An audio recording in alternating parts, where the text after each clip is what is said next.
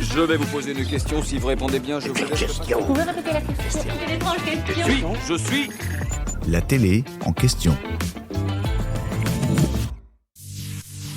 C'est l'une des émissions phares de TF1.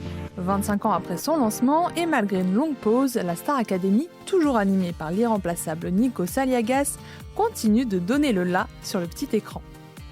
On le sait, chaque saison, la vie au château de Damary-les-Lys est rythmée par plusieurs temps forts, les évaluations devant les professeurs, l'annonce des artistes qui se produiront avec les élèves, ou encore le prime du samedi soir.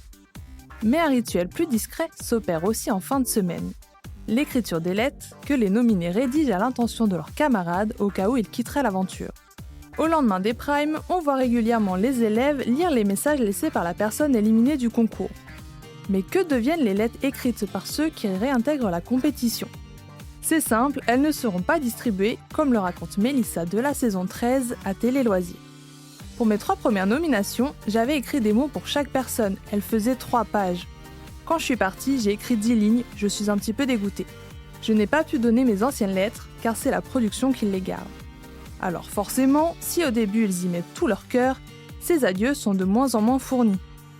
TOP, éliminé lors du 12e prime de la saison 2025, le confirme. C'est fatigant d'écrire 2 pages, et ça faisait plusieurs fois que j'écrivais ces lettres-là. Alors, au fur et à mesure, elles étaient moins stylées. Il précise aussi à quel moment ces messages sont rédigés. On le fait le vendredi soir, au retour du studio, et on doit faire les valises, etc. C'est vrai qu'on n'a pas forcément envie de mettre le peu d'énergie qu'il nous reste dans l'écriture. Des propos confirmés par Lenny, éliminés en début de cette même saison. La journée du vendredi est compliquée. J'ai écrit ma lettre en rentrant des répétitions du Prime.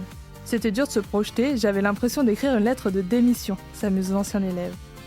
En fin de compte, que ces lettres soient lues devant les caméras ou qu'elles restent dans les tiroirs de la production, les élèves auront tout le loisir de se dire ce qu'ils ont sur le cœur à la sortie du château.